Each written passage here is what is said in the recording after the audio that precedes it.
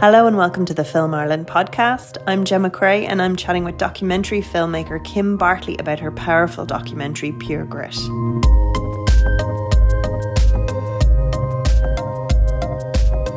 Thank you so much for chatting with us. It's such a beautiful documentary. Oh my God. It has done so well. Well, look, it's doing well, thankfully, but it's just been a long road. I think I started 4 years ago. I filmed it almost over 3 years, but we got hit by COVID like so many others in the middle of it, edited remotely, which I hadn't done before. And then that had a knock-on effect in terms of the release, not so much the editing now, but the whole COVID delay. So, we premiered in Galway the summer before last and won Best Doc.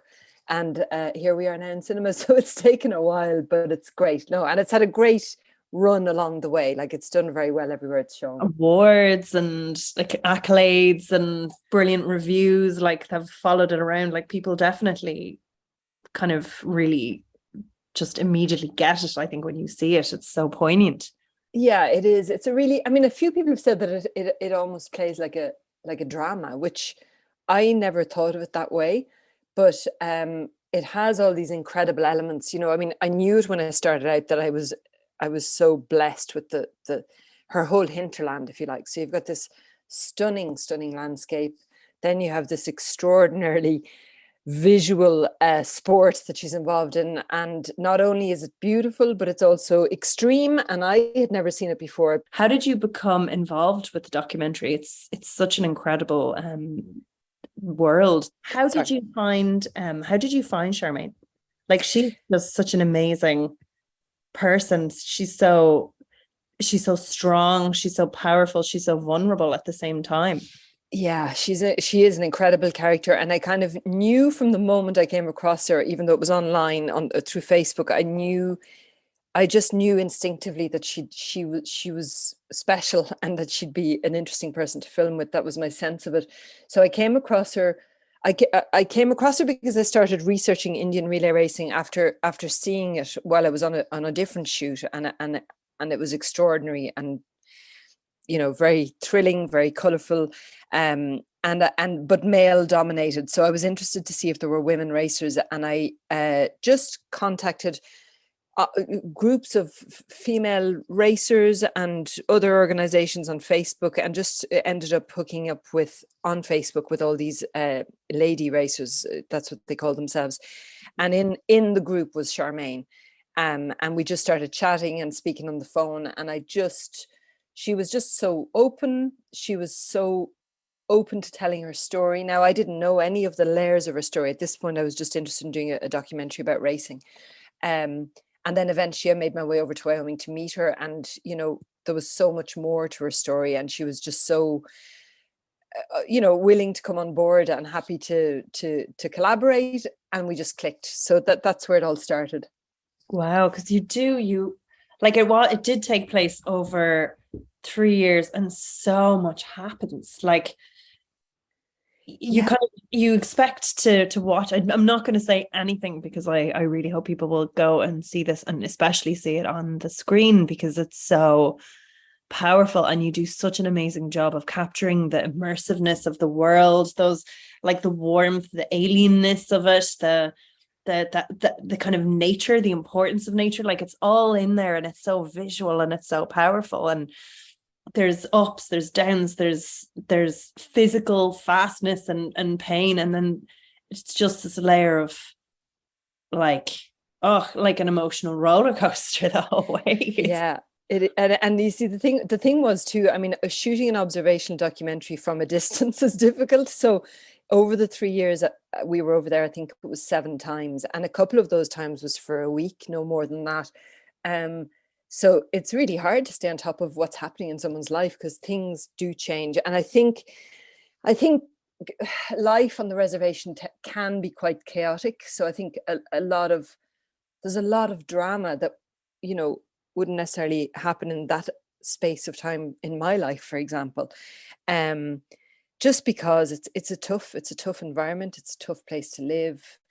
people are, there's no work, the winters are really harsh, the temptations for people to drink or just kind of smoke weed all day long because there's absolutely nothing to do and it's freezing cold, so there's all these elements that feed into a kind of a quite chaotic lifestyle in lots of ways for a lot of people, obviously not for everyone. So yeah, so an awful lot happened, and like I set out to do a documentary about racing and about her desire to get back into the racing, and then all these other things happened, not least the kind of love affair, the love story, which again, as a filmmaker, I just felt so blessed because her girlfriend was really, really open to the idea of the documentary as well. And that's not always the case. People, you need everyone to buy into it.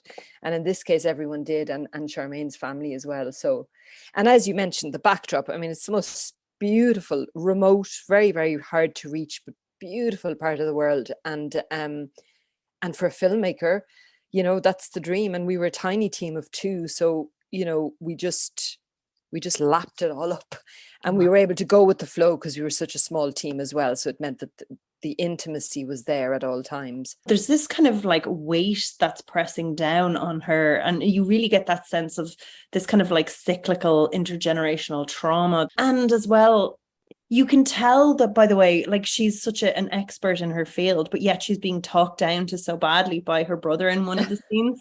And you're like, and she's going, yeah, but I know, like, I'm the expert. I'm literally the expert. And he's like, no, but you don't do that. And I think those moments capture it so well without saying what it is that it's a patriarchal society. We're all living in a patriarchal society, and she's getting the brunt of it. And I'm just wondering, was there so many moments like that? If you follow someone for 3 years, were there loads of things like that you captured and had to put on the floor of the editing room? Well, actually, not really, because it's funny you mentioned that scene. I'll just mention that scene briefly, because it became known as the mansplaining scene in the end when we were editing, and it's fantastic. And it's one of those moments where, it wouldn't have been possible unless people had just really got used to us being around, because they just were chatting away as if we weren't in the room, really. And it just captured that patriarchal society, it captured the frustrations for her and just being told what to do, and she takes it on board. Like, she wouldn't do something without the brother, without his blessing. And so, it's I mean, I was frustrated filming it. I felt like screaming on her behalf, but in terms of having to give stuff up, look, I think the art of editing is being willing to let stuff go. But over the years, I've kind of honed my skill of being of not overshooting, I suppose. So I'm always very I never really overshoot. I don't come back with hours and hours of footage that I'm not going to use. I'm always kind of editing in my head because I film myself. Not always, but in this particular case, I was shooting it.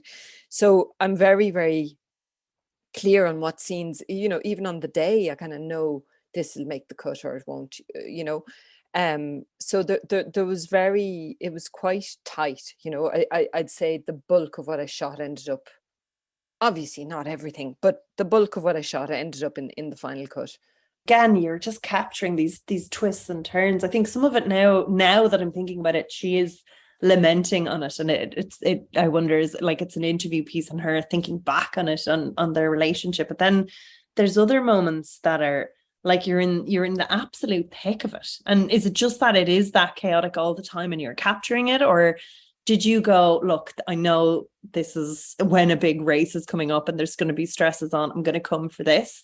How do you, like, it felt like you were there for the 3 years? No, it's a mixture of things. Obviously, you're always trying to keep, we were always in touch by phone when I was back home in Ireland. So you're always trying to keep on top of what's happening in her life and what is coming up. So obviously things like races. Then there's always things that you wish you were there for and that no one mentioned. This always happens in documentary where someone says something, you're kind of like, make sure you tell me if there's anything big going on in your life. And then you speak to them a week later and they've, had their face tattooed or something. Like, why didn't you let me know? And they kind of go, oh, because I just didn't think you'd be interested. So there's always that frustration when you're far away.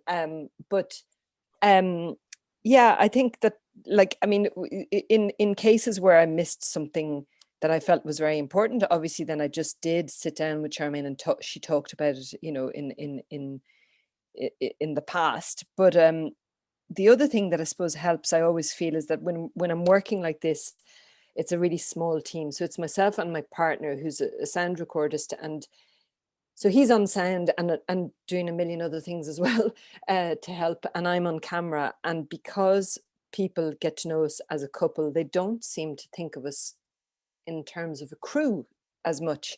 So, you know, the kind of relationship that myself and Colm had with Sharmaine and her girlfriend was almost like, you know, we're all like hanging out together.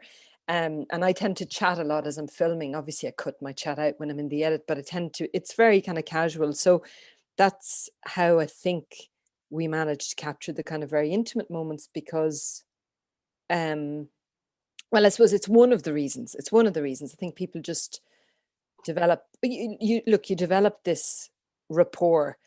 There's never, I don't think you can ever say that people forget the cameras in the room. You never forget there's a camera in the room, really, 100%.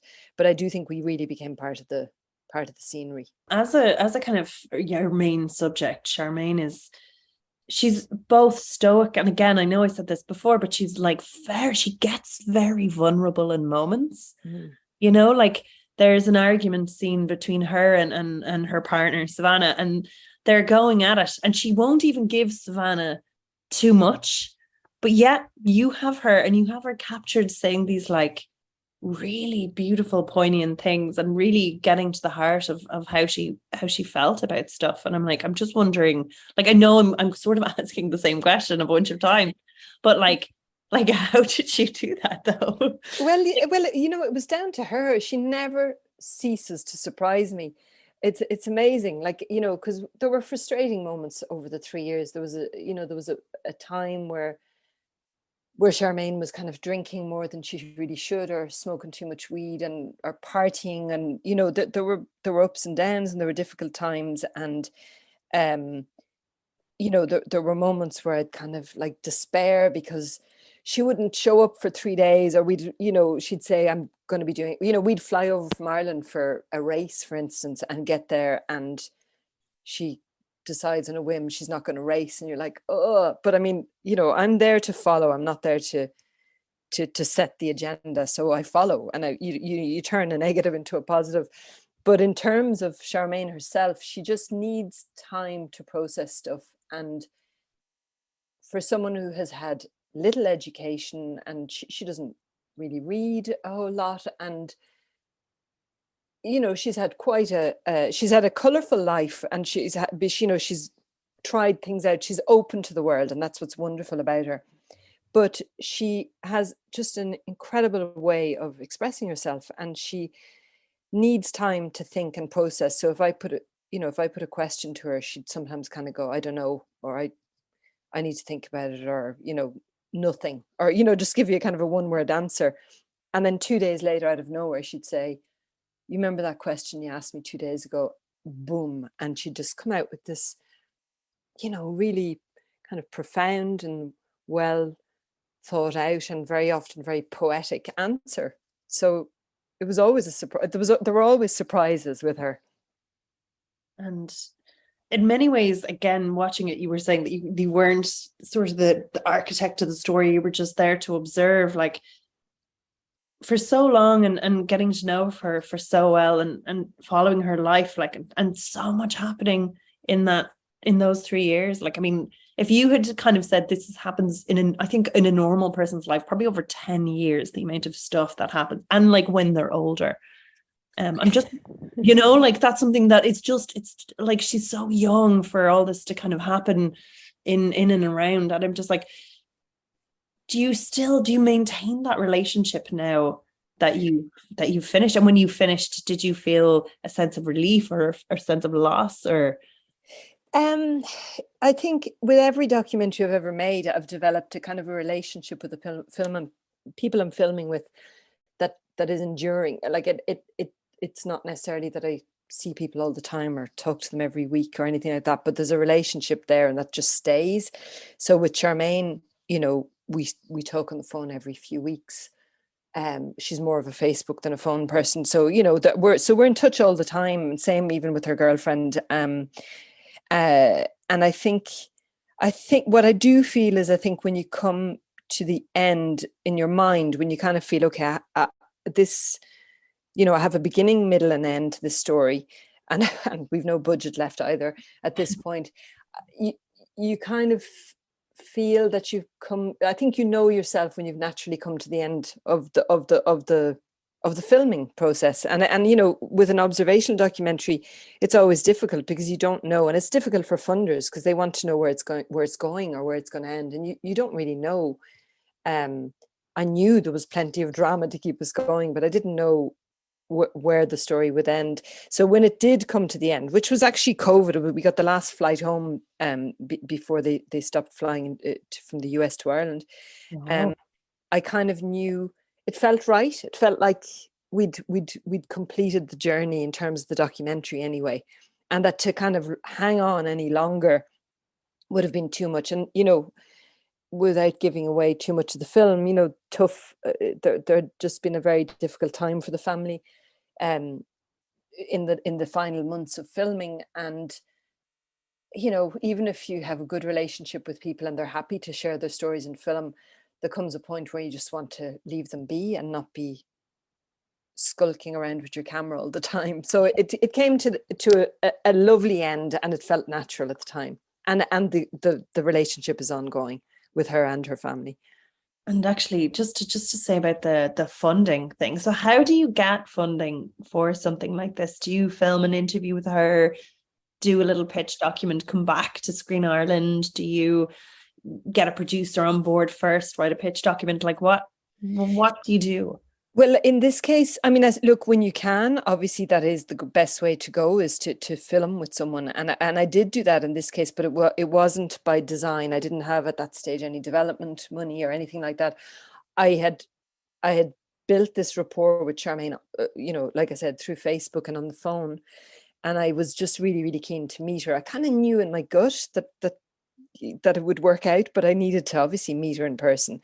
And I was on a different shoot in the States that kind of ended early, and I had 4 days spare. So I flew up to Wyoming and met her. And I had my camera because I'd been on a shoot, but I wasn't planning on filming a whole lot, maybe a little. I really, more than anything, just wanted to meet her and get to know her. Yeah. And we just went on this roller coaster 4 days. We ended up filming for the 4 days. Everything we filmed in those 4 days is in the final doc. Wow. You know, they knocked on the door of the motel at 4 a.m. and said, come hunting, and sure, bring your camera. So off we went. And, you know, so it was a brilliant start. And it meant that I had enough then to cut a really good teaser, if you like, of what she and her girlfriend and family and the landscape, it all, like, you know, I got all of that in 4 days, which was enough then to go and show people what the documentary could be. And then, so you come back, you get funding from Screen Ireland, you get your producer on board. Was it someone you work with all the time, or was it like a kind of funding scheme that you put in for? No, it wasn't. It was actually Rachel Lysett, who I had only worked very briefly with, but I had been in touch with her before because of The Pipe, which I loved. Yeah.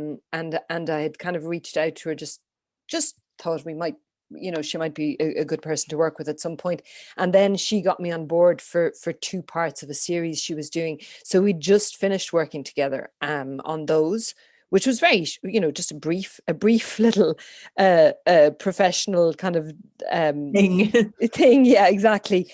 But I told her about this and she was really interested in it. So as soon as I got back, then I showed her the footage and she signed up. So that was great. Yeah. But again, it is, look, a documentary that doesn't have a kind of an exact story mapped out is always, and look, most documentaries turn out to be completely different to what people pitch in the first place, because that is the nature of a lot of documentary, not all, but but this was very, very loose. You know, I had no idea if she would race again, when she would race again, if she'd even be physically able to race again. So there were a lot of unknowns. So it was a difficult one to fund from that point of view. And when you got all your footage back afterwards, how long, was in lockdown for COVID, like how long did the edit take? You know, I think I actually, I'd need to check. I think we had 14 weeks, but I'm not entirely, I can't remember exactly. And I was editing with Paul Mullen, who actually won an award for his editing on this, and he was an amazing editor, and a friend. And I was very lucky in that, because we've got a good working relationship. And obviously this whole remote editing was completely new to me. Which I'm sure Paul was delighted that I wasn't sitting over his shoulder day and night. But I think we already had a real shorthand and a very similar kind of sense of what the story was, and of the pace and the tone of it and the music. So yeah, so it was great, thankfully, because I think it could have been tricky doing a remote edit for the first time with someone that you maybe hadn't worked with a whole lot before. But I think it was 14 weeks. I'm not exactly sure. And just with regards to the footage, so I'm sure you had it sort of mapped out in your mind. This is your narrative arc, and would send him notes to the fact, and going, this is the footage roughly that I'd want to use. Does he bring fresh eyes to it, or would it be more so you conveying a vision to him for him to find, or is there like a little collaboration there? I think it's always collaboration. I think it's a combination. Like, I tend to go into an edit very well prepped. You know, I've gone through all the footage I want to go through. I don't actually go through everything, because I know what I've shot. Now, Paul will go through everything, so he will find little gems that I had forgotten about or whatever. But I kind of map out scenes scenes or bits of dialogue that I remember shooting, and I would have made a note of on the day, each day. So I kind of come in very prepared with transcripts and an outline on paper, and then Paul goes off and watches through everything himself and comes up with ideas himself. So it's a kind of a collaboration, I suppose. And then, you know, we were really, I mean, I think for me the music is a huge part of this film, and we had two amazing composers, it was Kevin Murphy and Stephen Shannon, and I think they fed into it in a lot of ways as well. So scenes that mightn't have felt, you know, that we mightn't have lingered with as much or whatever, when their tracks came in, it was just like, oh my God, this is beautiful. It just fits the landscape so well. Let's just stay here for a moment longer. So I think an edit is always a collaboration. And it sounds very kind of free flowing, which is interesting. And actually, that's something that I think is quite interesting about getting the sound in there. So would you send them a rough cut and go, I'm looking for something to layer over this scene, layer over this scene? Would you have discussed stuff prior to them that of a mood that you're going for? How would you sort of create that? Well, in this case, what we tended to do was use guide tracks in the very beginning. So tracks that I felt were the vibe I was looking for. You know, like I had a few kind of Nick Cave tracks in there. I mean, there is one, I think we have one actual Nick Cave track, but there were just music that I felt was the right feel. And Paul as well. Paul has an amazing ear for music. And one thing I did want to avoid is I didn't want to start loading it full of Native American music. I just wanted to do something. So there's a Lankum track in there, which might be weird because it's, you know, traditional Irish in some ways, but it fitted the landscape, I felt. And so we had a number of guide tracks in, and we'd send rough cuts with the guide tracks to the lads. And then they got really into it themselves and really liked the film. So they kind of said, well, look, just let us go off and, you know, just let us off and let us create for some scenes. So it was a mixture of the two, but they were just, I think they're hoping to release it on Spotify, and I hope they do, because it's just, I thought it really added, it just brought so much to the film. I think it's a beautiful soundtrack. there's a lot of vibrancy and youth and life in, I think, in the arc of the story, and I think that's definitely expressed through that music. Like, it was lovely to listen to, and it matched the pacing. Like, again, you've these poignant moments, you've these kind of fun romantic moments, and it works so well. Something that's that close to home. How did you kind of approach going back and showing Sharmaine? Was it something that you'd have to like, that you'd have to okay with her? Did you kind of say, like, look, are you okay with me including this? Is it something that, yeah. Yeah, I mean, I always have that approach with people. I always kind of say to them, your life is more important than film or TV or whatever we're doing here. So if at any stage you're uncomfortable with anything, or you change your mind on anything, or you have a horrible wake up at 2 a.m. going, oh God, why did I say this or do that? Then you speak to me and we won't use it. That's always, I think that's very important for people to know at the outset. And then I mean, we had great plans to travel over to show it to her and to her family, but then obviously with the bloody lockdown we weren't able to. So I had to send her a link, which I kind of wanted to be there with her to watch it, because I knew it would be a difficult watch for her in places. Not so much, not that there were any surprises, but just even in terms of the relationship and how that had kind of gone a bit south and everything else. So, I really, really wanted to be there with her, and I couldn't. So we kind of watched it together on Zoom, as in we were both watching it separately, but we were linked by the phone, watching in silence. We weren't talking through it, but just I was there if she had any questions or anything, Yeah. And obviously, it's always always So nerve-wracking to doing something. experience that. Yeah. But anyway, she loved it, so it was just obviously such a relief. And then the next step was the family, because again, her brother, her older brother, all of that. You just kind of hope everyone will feel comfortable, and everyone did. So it all went well. And then we again, COVID just really put obstacles in the way, because we'd had permission from both the tribes, both the tribal councils on the reservation to be there to film. So we'd promised them that we'd do a screening on the reservation, and we had everything set up. But again, because of COVID, we weren't able to go over. So we were able to hire a room and buy crisps and cans of Coke remotely, and invite as many as could make it from the reservation to the screening. And I was able to just say hi to everyone on Zoom. So that was brilliant as well, because it meant so much to Sharmaine that her community got to see it, because she was so proud of it. So yeah, so it was great.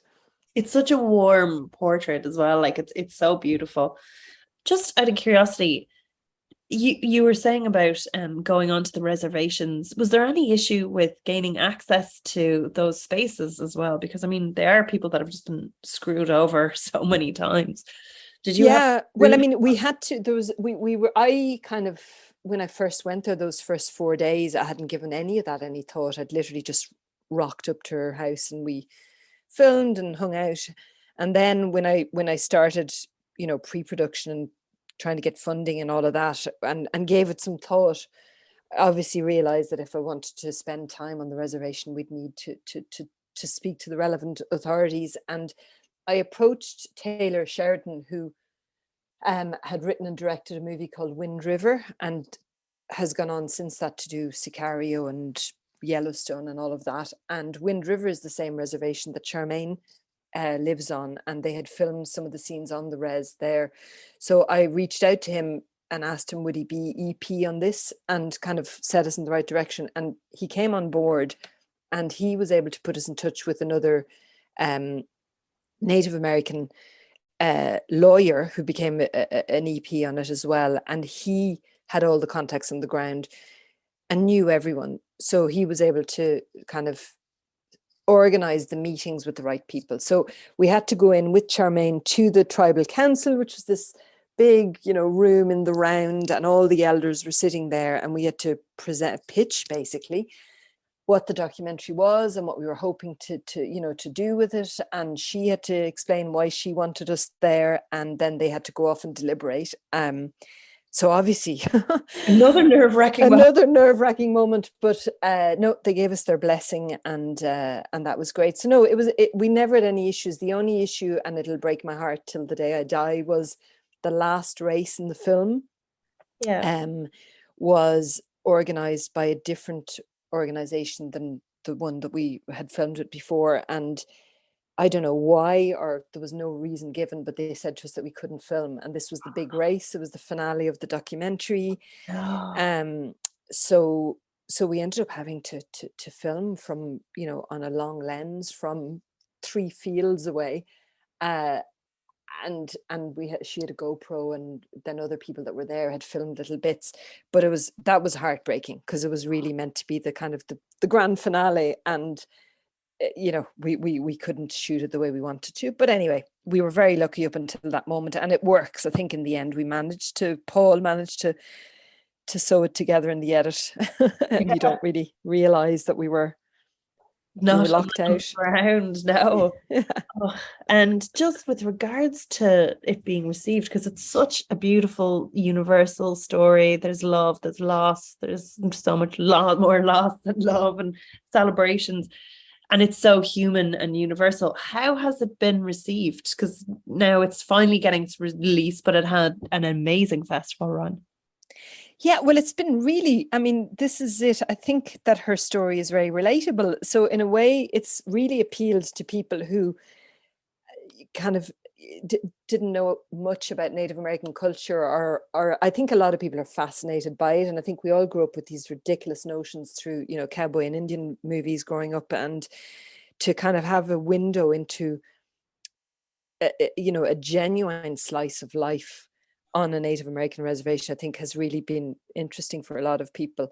But then Sharmaine, just as a character, I think it'd be very hard not to be, I don't know if charmed is the right word, but taken in by her and by her story, and moved by it. So it's, and then obviously, her relationship is with a girl. So she's a lesbian living on a reservation that is quite conservative, and, living, out and proud, but yet, as she says in the film herself, she could count the amount of people out on the res on her 2 hands, and that's it. So I think from that point of view, it's really appealed as well to the kind of LGBTQ audience who I'm sure many can relate, but also, I think seeing someone fighting their corner in a very traditional society our community is very is interesting as well. So no, it's been great. It's really been. I'm so proud of her, and I'm so proud of the film, and I'm so glad, because there were times I thought we'd never get it out, and all I ever wanted, and all Sharmaine ever wanted, was her story out there so that she could inspire others. So I'm just really chuffed that we're finally there. Finally getting to see it on the big screen as well, because it's so beautiful. After putting a kind of full stop to that project, and again, something so long and so emotional, have you thought about, like, I normally do a what's next in a jovial way, but like, have you kind of decided, okay, I want to do something completely different for a while, just as a palate cleanser, or are you inspired to kind of keep down the track that you're in?